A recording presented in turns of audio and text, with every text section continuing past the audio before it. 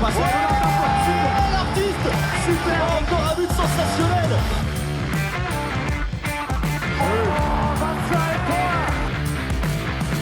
That's a brilliant bit of follow-up play by Mahe. Oh my goodness me, what a shot. Sagosen setter det hen! Han setter den! Vi i semifinale igjen! Hello everyone and welcome to the Uninformed Handball Hour. It's Chris O'Reilly here with Alex Kulesh in Alex's home. Yes, for the first time in months, two of us are doing it at the same place at the same time. Alex, how are you? I'm really excited to talk about, we got together for a reason, and as to talk about the biggest handball competition in the world. The IHF Super Club. Yes! Screw your incredibly interesting IHF Champions League action at the moment. We have another competition starting next week. And, well, although on this podcast over the last few years, we have been quite critical, mostly Brian, who is a part of the podcast for one of the interviews, mostly Brian critical of the Super Globe as a concept. But now, having done already the interviews you're going to hear today, I think we've convinced ourselves and we're going to convince all of you that this is something to invest yourselves into next week. Absolutely.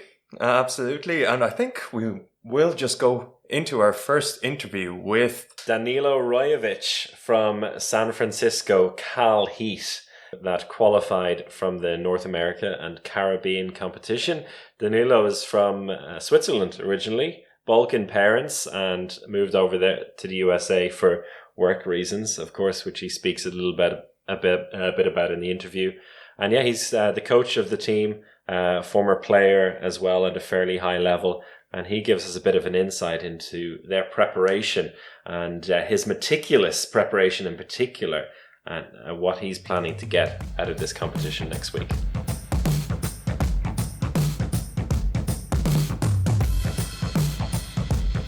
Danilo Rojevic from Cal Heat in Switzerland at the moment. How are you doing? Good. Taking some time also to enjoy my home country. So for now, so far so good. Okay, so you're Swiss, originally based in California at the moment. I mean, there's a lot to go through in terms of the journey with teams like this and people like yourself. Maybe you can give us a little introduction as to who you are and your handball connections. Sure. I'll start with my roots. So I was born actually in Belgrade, Serbia. So my parents are from ex-Yugoslavia. My mother from Serbia, father from Montenegro. So there is a lot of Balkan heritage in my blood. So, but somehow, my father was a professional soccer player, played for Partizan Belgrade and Yugoslavia national team in soccer. So it kind of led us to Switzerland when I was really young. So I've been in Switzerland for almost 30 years. Did my whole education, professional career there, and also handball steps. So I've been in Switzerland a while. Started playing in the end of 90s in a small regional club in Western Switzerland. Played there for a few years before moving to a much larger club, the club we are getting hosted by today, BSV Bern. It's one of the most prestigious clubs in Switzerland, long heritage in developing youth talents in handball. So spent my youth career there and also my semi-professional career there because obviously Switzerland has a very few purely professional clubs like Cadet and Schaffhausen and Pfadi Winterthur most notably, but the rest is purely, I would say, semi-professional. So I spent some years there until some injuries led me to discover and start the coaching project. I was pretty fortunate to have, first of all, my father, after finishing his soccer career, became a coach. So that was like my first exposure to the world of coaching. And then I had some great handball coaches like Zlatko Portner, who you might know, won the Olympics in '96. So was a great coach for me. The old Yugoslavian school. And some other, minor coaches from a European standard who just gave me the passion to pursue that. So I came back to my, regional club, my regional club, who was back then in the 6th Swiss League, and we kind of, went all on a journey up to the 3rd league in 4 years. So we just climbed leagues very quickly. It was a great experience. And then I continued, in Switzerland in higher leagues in the 3rd and 2nd league before landing in the US in 2015. I went there for professional reasons, so nothing handball related. I got an opportunity to work for a startup there, which I accepted. And somehow, San Francisco had a handball club. So everything worked out perfectly. I thought that I would not continue handball that quick because I gave myself a little break the year before, moving to the States. And, when I arrived, there was a club there. I joined that club. Gave myself a good year just to kind of observe and look at, how the club is structured, what players are available before really starting coaching Cal Heat in August 2016. And how has it been so far, your journey with the team? It's been very interesting because, from an organizational standpoint, the club back in 2016 was still very small. I'm not pretending that we are big today, but I would say comparatively it has evolved a lot. Like we had just 2 teams, 1 man, 1 woman, like a small, I would say, board structure as well, playing a few regional tournaments, like low profile ones. And today we are, as you can see, we are the reigning national champion. We play most tournaments in the US. We have 2 men's, 2 women's team, 1 youth team. We're partnering with about 12 schools, and we play the Super Globe now. So the contrast is pretty huge between 2016 and today. On the competitive front, the club has really evolved. My team, is a way more, I would say, definitely not, still far from the professional world, but I would say the quality of players has drastically improved.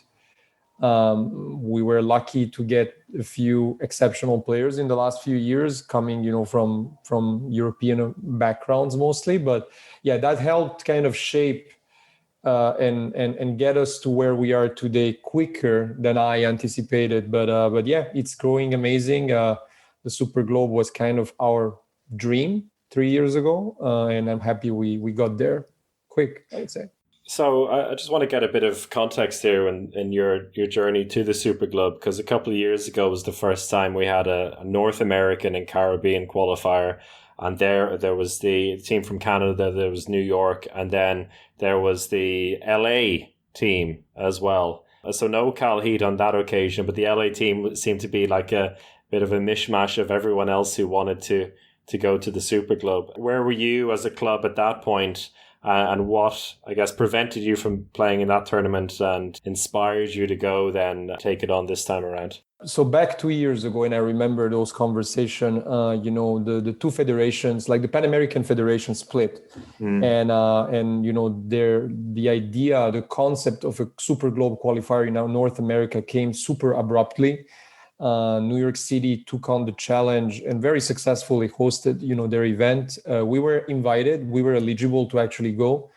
However, everything happened so quickly and abruptly that, we, despite our will, there was something we had to sacrifice, either that qualifier or the national championship. And I think we made the good decision to not, waste our energy and our resources, both financial and organizational, to not go there. Obviously, I wish we went there and we had, that in plan.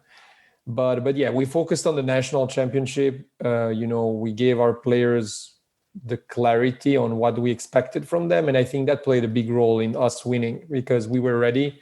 While I think New York was probably too much invested into 2 big projects, I think, which were happening 2 weeks apart. So I think New York did something amazing, winning it and still achieving the final at nationals. But I think probably that small detail played a role. This time around, I would say there was a clear focus on our end. The last year when the season just before the pandemic hit, we were set to play the nationals and the qualifier in Lake Placid. which were a month apart. So it allowed us really to understand, how we can organize for both events. So I think we would have been going there, I think, regardless. But, because of the pandemic, everything got canceled. And this was the first tournament for us to happen this year. So which allowed us just, to plan for it, put all our resources and focus. And we were determined. I think we all my players, like we've been talking about this the last 18 months. So whenever that opportunity came, everybody was very easy to convince. And everything worked perfectly. You mentioned earlier about the squad, and you've gotten some players in recently that maybe have upped the standard a lot of the type of players that you may be used to. Could you maybe give us a little bit of a breakdown of some of the players you have, where they're from, what's the mix of players you have, and maybe some people to look out for when we tune in to watch you? Sure. I would say most of our team is made of European expats. So I'm not going to hide, like probably 80-90% are Europeans. I would say in our team, we're lucky to have like a player like Eloy Rubio, who has played at Atletico Madrid. So he played alongside, Ivano Balic, notably. So he has that Spanish school really in his blood.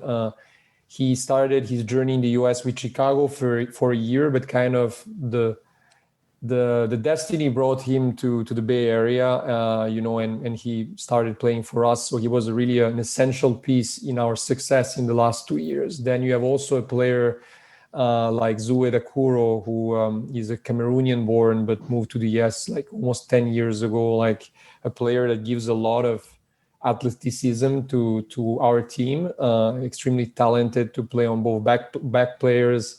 Unfortunately, he's not going to be with us at the Super Globe because of some immigration issues, which, especially under COVID times are hard to navigate.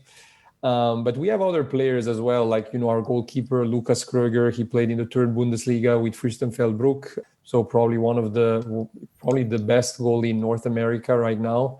There are players to watch, I would say. And right now, something we've been able to achieve is to, integrate players very quickly. Especially now at the Super Globe, we're going to have, 2 or 3 new guys who are not, our players that we managed to bring specifically for the event, from Denmark, the brothers Vilstrup Andersen, who played, for 10 years at Aarhus in Denmark. You're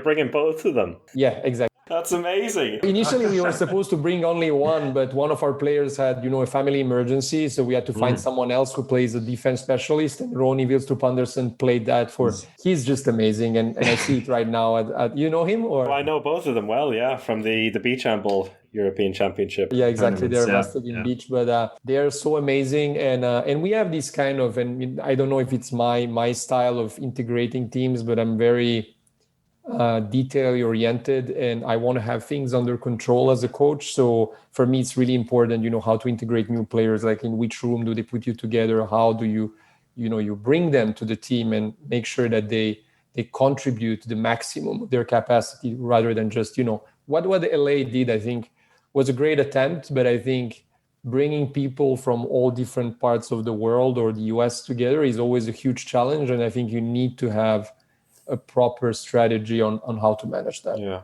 And even with the New York team that went to the Super Globe, they brought some guys who were playing for LA at that championship. And again, it was a bit of a mishmash. And I guess there's always a big temptation to do that for a tournament like this. But besides a few of the guys who were bolstering the squad, most of the team are training together kind of week in, week out in California. Yeah, and I think and I'm not saying we are perfect. I also made mistakes, in the past, and you learn from those mistakes. But I think one of the things before I integrate a new player, I like to know what that player, what his expectations and demands are, what he can bring to the team before bringing someone else. So I would say in the case of the Vilstrup brothers, I spent time really understanding, who they are, where they played, talking to them and still talking to them today, right? So I think it's a continuous process, and something that you have to watch very carefully and closely, because you want I would say the core of your team to still feel healthy, while allowing these new players to bring the core to another level, I would say. And so your first game then is going to be on the 5th, which is next Tuesday. And you're playing against the host Alveda. I don't know if I'm pronouncing that correctly, but the host of the tournament. What are your expectations for that game, or what do you expect to come up against? First, I'm expecting a very hard game. I mean, we're playing against professional teams. So, Alweda is just on a training camp right now in Egypt for 2 weeks. They are going to have 2 amazing players as a support for their team, Frankis Marzo and Angel Hernandez.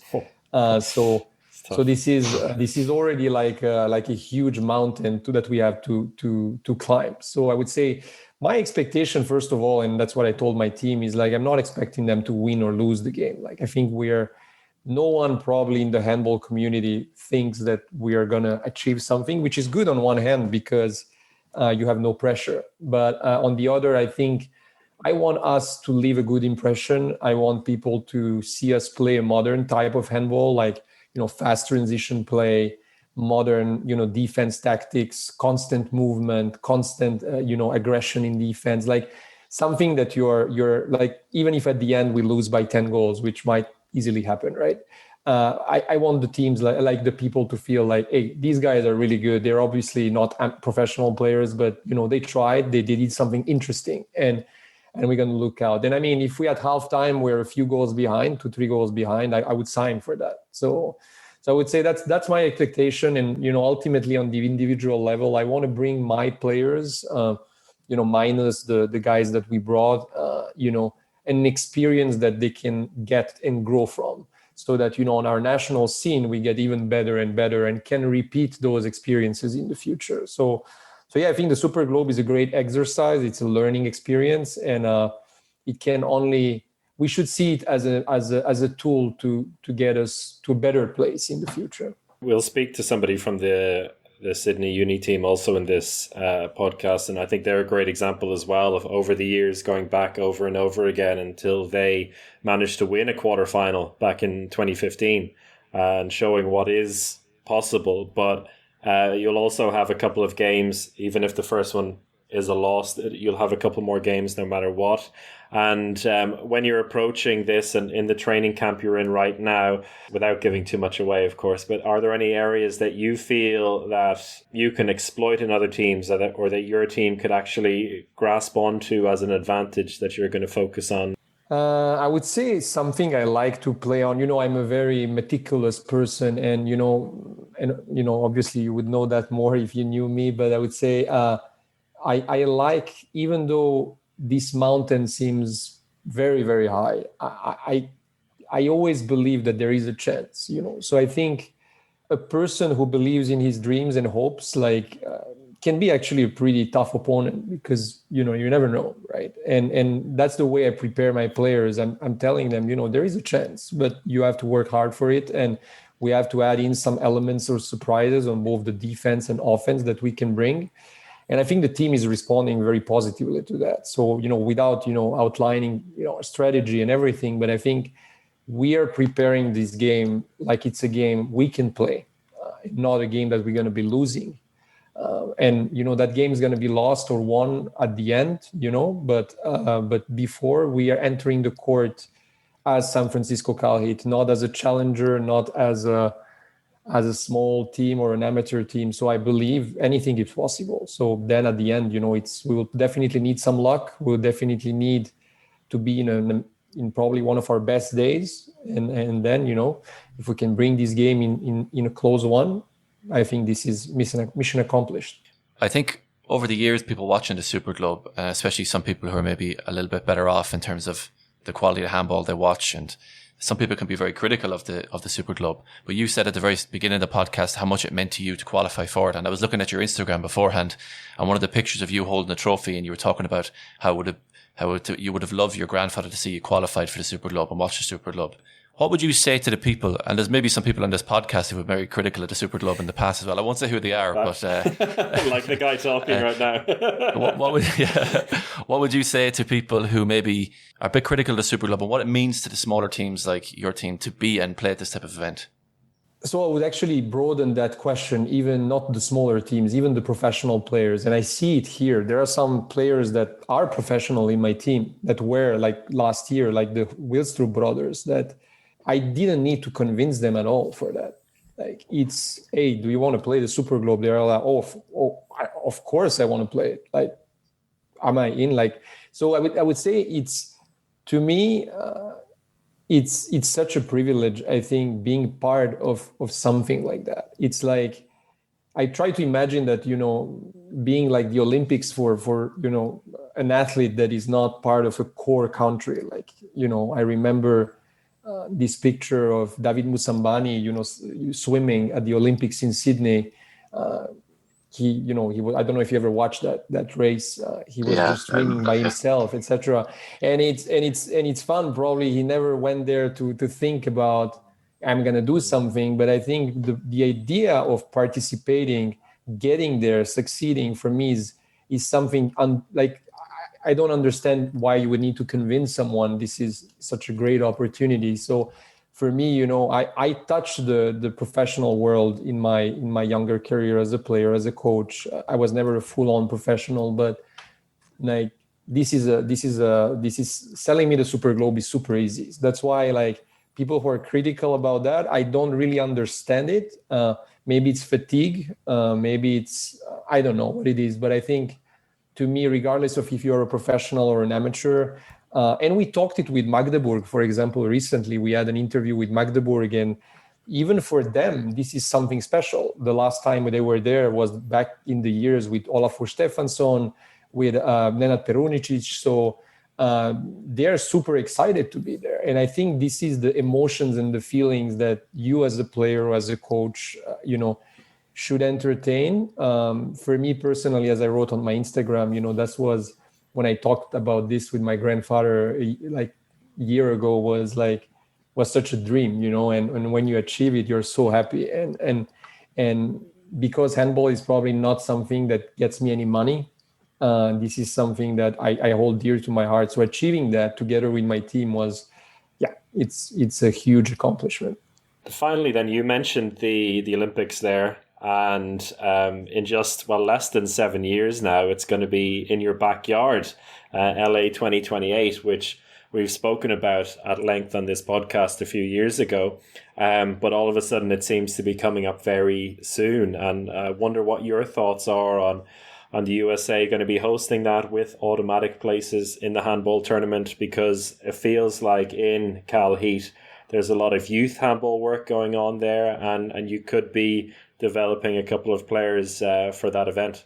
Yeah, so I mean, first of all, the Olympics is such a great opportunity. It's happening on the West Coast too, so I think it's also a good place in the US to promote the sport. I think it's mostly a sport that is promoted on the East Coast, so I think that's going to be a great platform for that. I think the good thing about the Olympics is, first of all, the US national team gets 2 automatic bids, I think, in 25 and 27. So I think they are going to get the right exposure and experience to get into the Olympics. Obviously, the Olympics is going to be a huge challenge for them, because it's only 12 teams, and usually it's even harder than world championships. So I would say, I don't know what the expectations they are, but I don't really see them as, and they probably shouldn't put that pressure on themselves. But I think this is probably, for me, the same way as the Super Globe is for us, more of a reward for all the years that they are going to go through until then.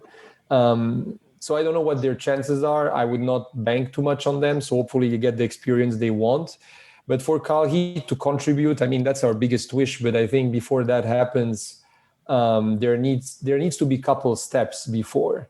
And that's probably the biggest challenge in the US right now, is how do you incorporate or bring handball more to the grassroots, of the I would say the educational ecosystem in the US, because currently handball is not anywhere. It's not in schools, it's not in colleges, at universities. So the exposure that people get is mostly through clubs, and they get it for a limited time, and then they just move on, either for work or they do baseball, basketball, American football. So So yeah, I mean, it is our goal to develop national players over the next 7 years, but doing it on our own is going to be very difficult. So we need, the federation to put a plan together. We need all the other clubs to do a similar program in their cities, so that it also facilitates movements between students, right? So whenever someone moves from San Francisco to Chicago,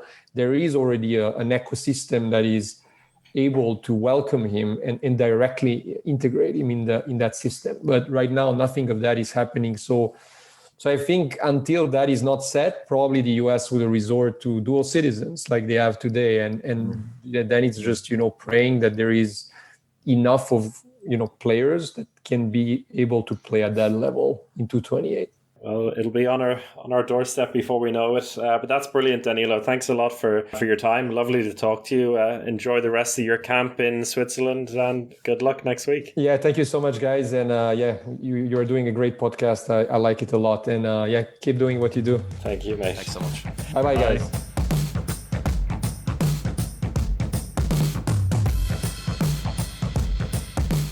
So thank you to Danilo and thank you to Brian. That's the end of Brian for today.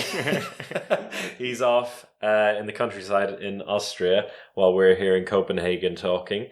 And, Cal Heat, a team that already a couple of years ago when New York qualified for the Super Globe, won the American Championship just a couple of weeks later, which Danilo spoke a bit about there. They had to choose one tournament and they chose the American Championship rather than the Super Globe qualifier, and that paid off for them, but finally getting their chance now. And I'm really intrigued to see how they do. Quite a settled team, and they have friends of the podcast, Martin and Ronnie Vilstrup, on the team as well. So a big beach handball influence there.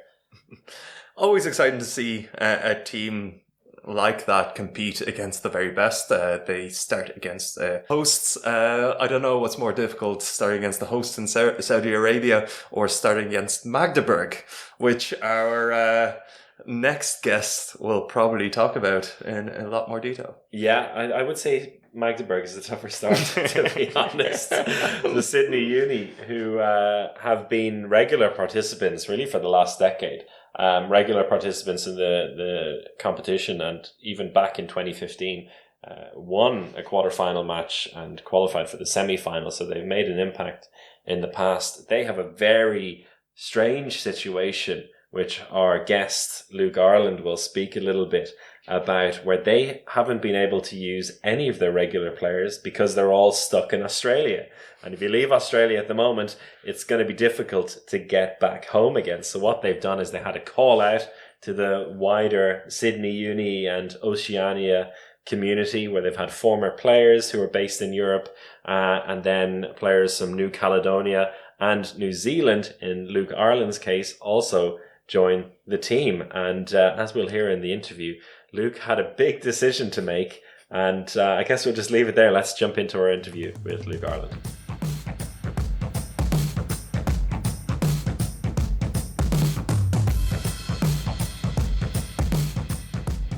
Luke Ireland, welcome to the podcast. And why the hell are you a New Zealander and not an Irishman?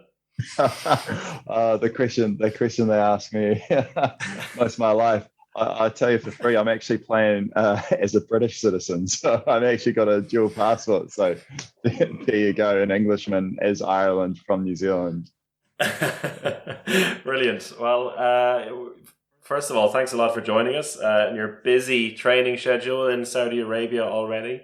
We'll go into the whole setup and how you ended up being part of this Sydney team for the competition in a bit. But first, maybe you can tell us a little bit about yourself and your connection to the handball world. Yeah, of course. So I previously played my handball almost completely in Wellington in New Zealand. It's sort of the biggest stage of where we play handball in New Zealand. From there, I was part of the New Zealand team from sort of 2018, where we compete at the Asia Championship. And that there is where a lot of New Zealanders first get a taste of international handball. We previously play in the Challenge Trophy, which is a sort of an emerging nations of sorts at the under 21 level. And that kind of gives you your first taste of age grade level. And then if you want to push on beyond that, then the New Zealand team has the opportunity every 2 years to go to the Asia Championship. And that's something that we obviously relish, the chance to play countries from all across Asia and really test our might against that. And then most recently, we played in Kuwait early last year before the pandemic, which is, bonkers to think that you're able to travel internationally in 2020. I mean, I don't think there's many people that can say that. And just had an absolute blast there. And I was fortunate enough to pick up the accolade of top goal scorer in that tournament, which was just, for someone that plays as an amateur for a team that trains once a week and then sort of plays on a Sunday up against some of the best professionals in the Asia region, phenomenal to see my name up there. It was really, quite surreal. And obviously then to get the call up a bit later on, this team here in the Super Globe it's just incredible. And it does show, I think, the talent that's coming through, the Oceania scene, and the fact that the New Zealand Federation, the Australian Federation, and wider, complete, have so much respect for the Saudi Federation for being able to make this tournament work. All of these parties had to be linked up literally to get me sitting on this couch talking to you guys right now. It's phenomenal to see a sport to be able to connect people in amongst the absolute anarchy of what the sort of world looks like right about now. So that's kind of my connection to the sport. And what about your connection to the club, to Sydney Uni? Is it just because you're close? Well, tell us about how it all came together. Proximity wise, that's probably more than anything else. Look, I think I've heard of Sydney Uni before. We obviously get invited to play at the Super Globe qualification, as part of the pathway as a New Zealand club. Very rarely do we take that opportunity, partly because we know the powerhouses of the Australia Federation tend to win that. I know it was tight in sort of 2019, but that the connection just came again through the two federations, New Zealand and Australia, improving the communication there. And I get a call from one of the management. They say, "Hey, how do you feel about Saudi Arabia?" And I was like, on a good day, I might think about it, but for the most part, I haven't ever given myself thoughts around what I could do there. And they said, "Look, well, there's this tournament, there's a Super Globe, and obviously, any handball player, knows what the Super Globe is and knows what it represents." And so, the chance to actually join that, I to be honest, I kind of put it off a little bit. The isolation situation in New Zealand means if I were to go, I can't come back. It's just not possible to go back into New Zealand. And so I'm obviously in Saudi Arabia now. So I think, the answer to that question, but a few conversations with the management. I talked to my old man, kind of said, do you think it is completely outrageous to be moving my entire life on about 4 weeks notice for 3 games of handball? He said, absolutely not. That's, this is the dream. This is the sport you love. It's a passion. Follow your passion. And if we put that energy out there, good things will happen. So that's all we can do. And that's sort of how I'm connected to Sydney and why I'm here today. So there's definitely, you're hoping for a few scouts to come along and offer you a nice contract in a warm European city to play handball since you can't go. Yeah, mate, I'm just looking for a couch in 2 weeks' time to crash. But if scouts come calling, hey, it's a bonus as well. Wow. So with this whole Sydney Uni team, it's obviously with the situation in Australia, the usual group of guys who would have been going and probably were still hoping to go until recently just couldn't because they wouldn't be allowed back into Australia. And so from what I've heard anyway, so Sydney Uni basically reached out to, let's say, the relatively local handball community, and then also those who were a part of the club in one way or another and now based in Europe. So people who listen to the podcast will know Bevan Calvert. We spoke to him last year. He's part of the squad. Oh, he's there. He's there in his underwear.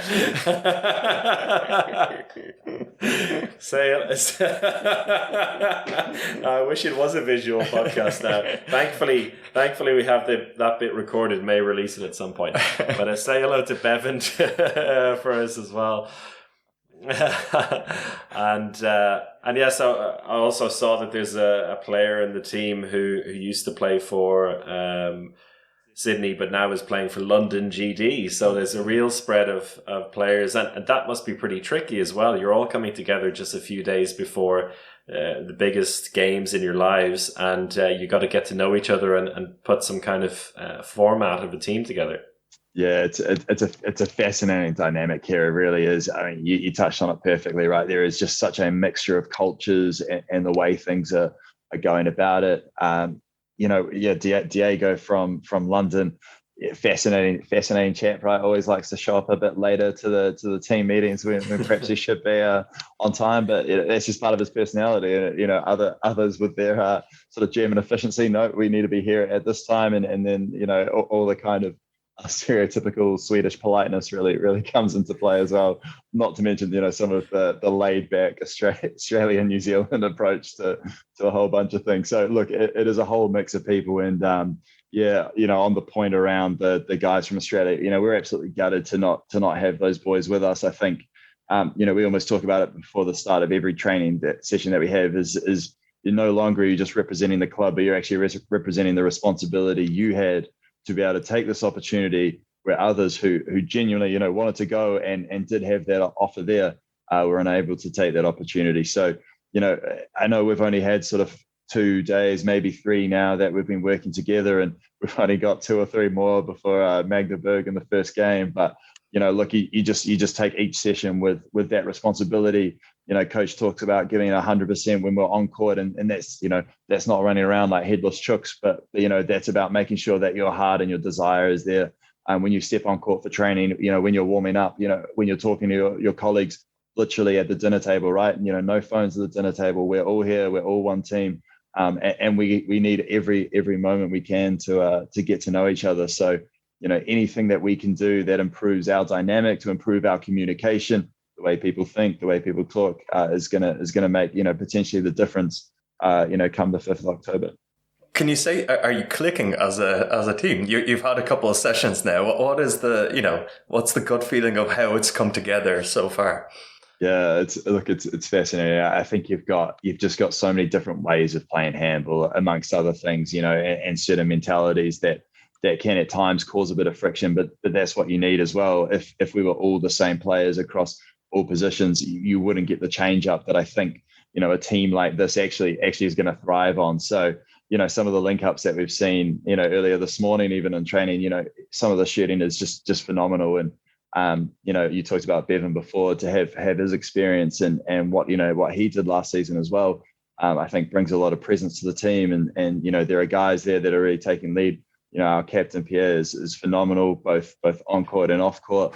And I think what we've seen, in these conversations, like literally, I keep talking about the dinner table, but I think it's massive for us that, you're sitting with a different person each evening at lunch or whatever, and you're just talking about, what is handball like there in your corner of the world, and what do you do outside of this? Because obviously, most, if not all of us are amateurs or semi-professional or whatever. So, everyone has a life outside of that, and it's just been cool to go on court. And once the connection works, man, it just feels like something else. You get the move from a Spanish chap through to the Swede, through to the Australian, to New Zealander, to it's just something else. And so you mentioned it there. Magdeburg is the first game, and you couldn't have been given a tougher start, I think it's fair to say, given the form they're in this season. And I think it's always hard to approach it in a way that looks at the result, particularly for the first game like this, but it is going to be, at least 3 games no matter what happens. So what is the approach for the team at the moment? What kind of targets are you setting yourself? Not necessarily scoreline wise, but what do you want to get out of this week? Yeah, of course. I think if we were doing it completely on scoreline and measurements, it might be a bit of a tough few weeks for us. But look, we're just, again, I came back to the responsibility that we have as Sydney Uni, as players that maybe don't have the closest connection to the club. We're just there to actually put 100% in. It's almost a self-reflection at the end of the tournament. Is that when you sit up and you say, okay, we played these 3 games, these are the results. We look back on the footage. can you honestly sit up and look at everyone in the eye, from, the people that are supporting you, your friends and family, to your teammates that are sitting there with you? Can you honestly say that you gave 100%?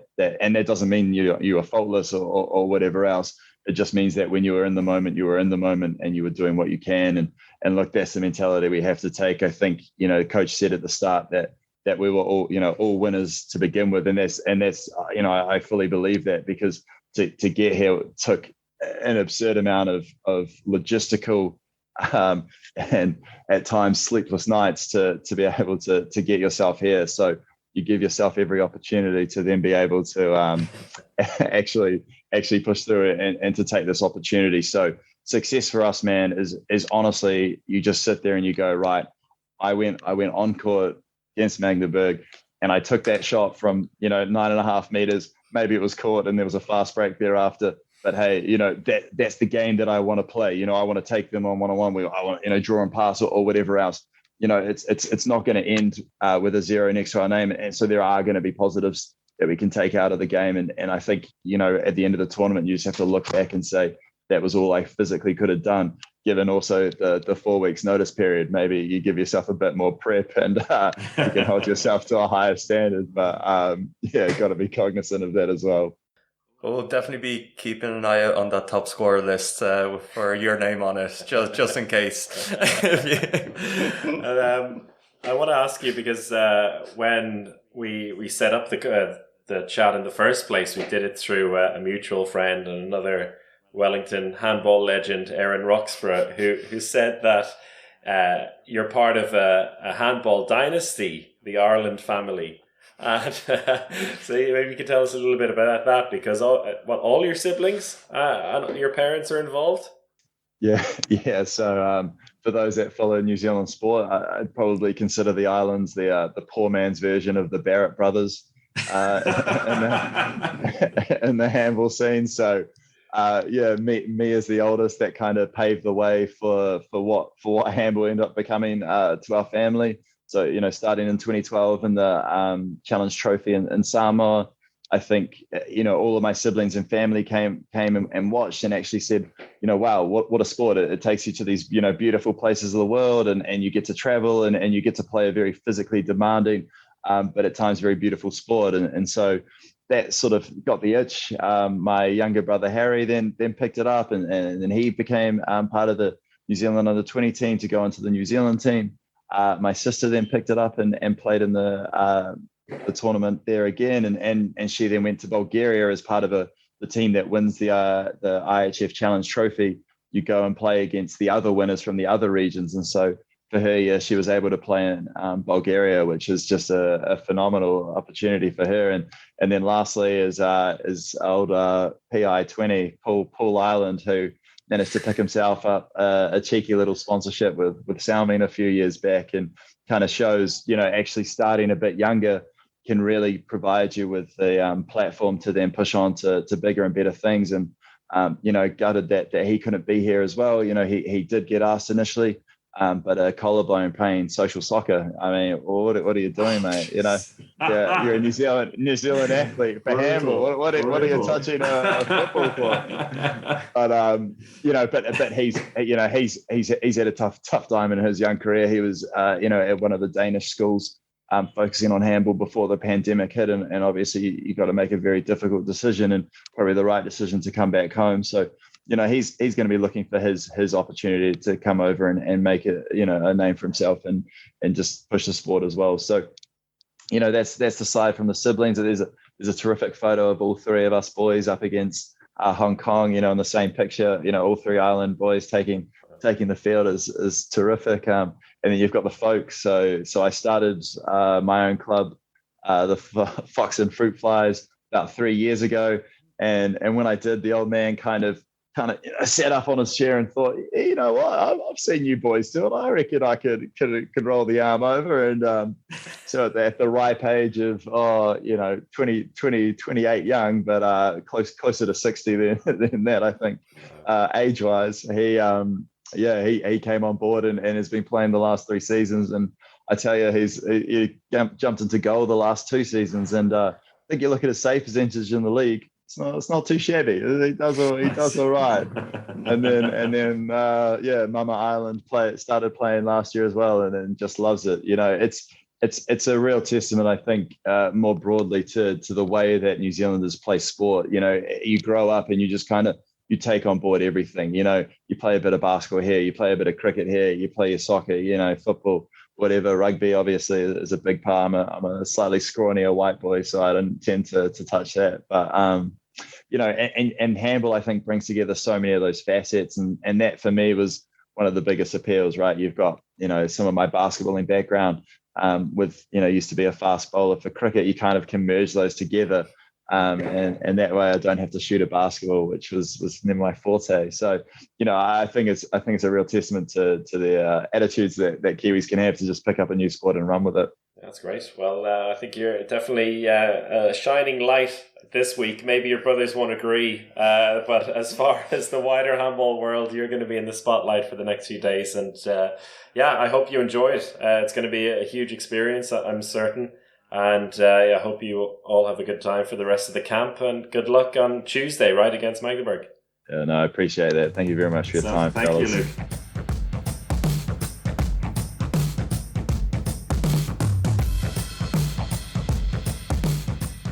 Great chat with Luke there. And Chris, I want to ask you a question.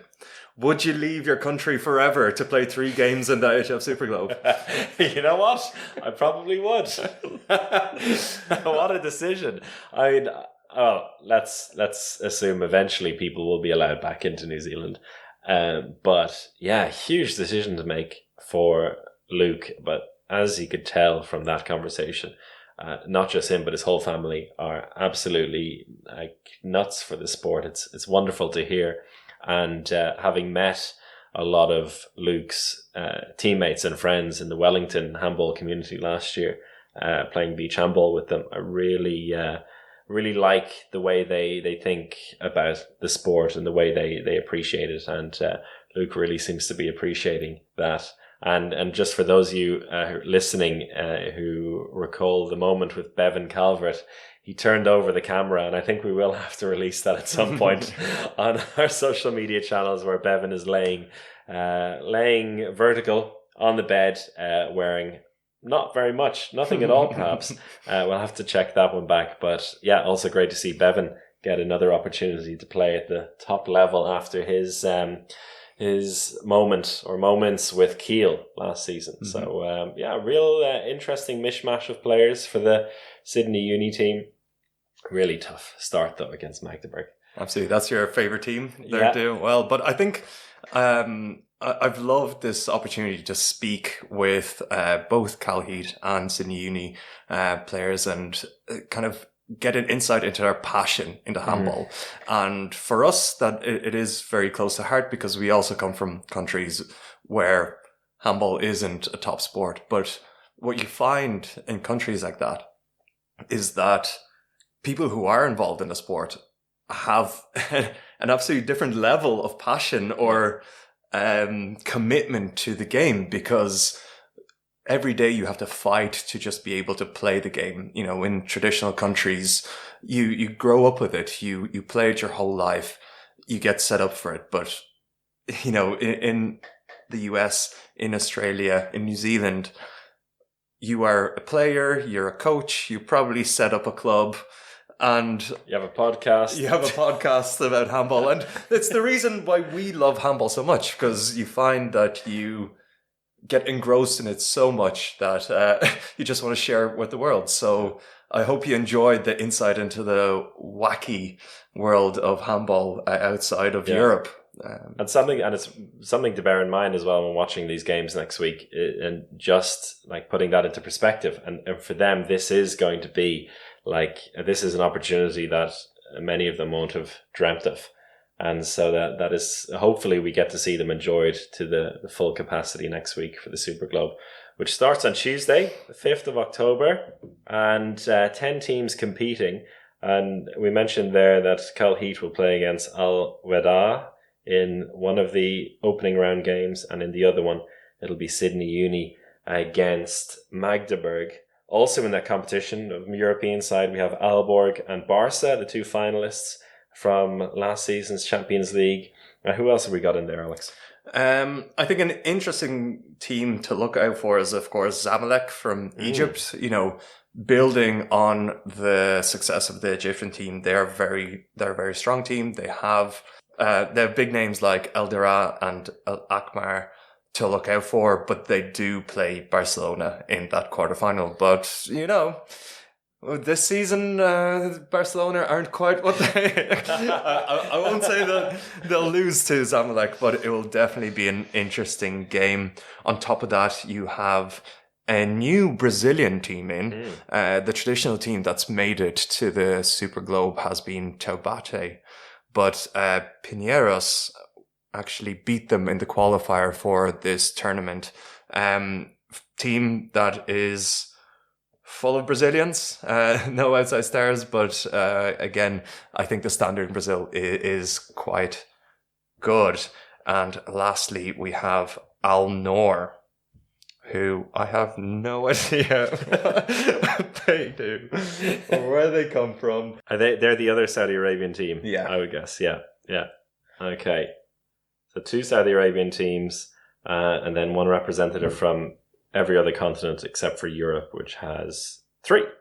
Aalborg, Magdeburg, and Barca. So Alex, who's going to win the competition? Aalborg, Magdeburg, or Barca? Zamalek. That would be awesome. That would be amazing to see. It wouldn't be the first time a team from outside of Europe has won the competition.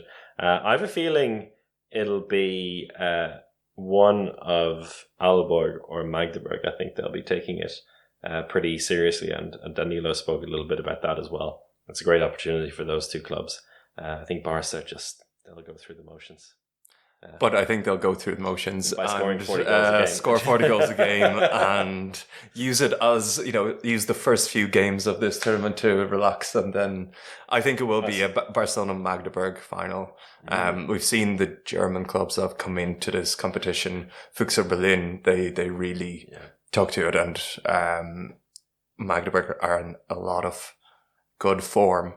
So Magdeburg, Barcelona final, but Barcelona to win it. Nice.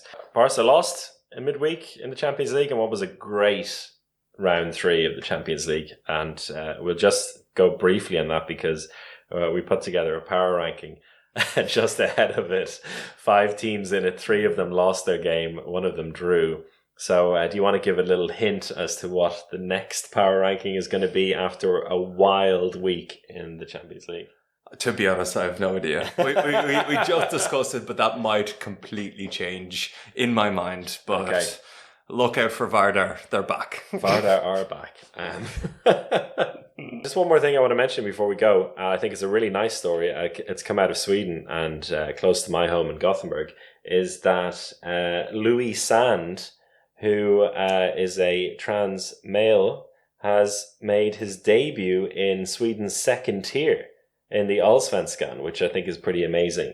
Sand, who played up until 2018 for the Swedish women's national team at the Euro, and I think had 100 caps for them, has over the summer been training really hard and is now playing in the 2nd highest level in Sweden, which is amazing. Really great achievement just to play at that level for anyone. So kudos to Louis, and hopefully it's nice to see let's say a second wave in his career as a handball player, and long may it continue. Absolutely. Right, should we leave it there? I think so. We'll be looking out for the IHF Super Globe, but of course we'll have an EHFCL podcast coming for you very soon. We will. And the women as well. And the women and the Bundesliga podcast that we did promise. All of that coming. So many podcasts to do. All right. Take care, everyone. Goodbye.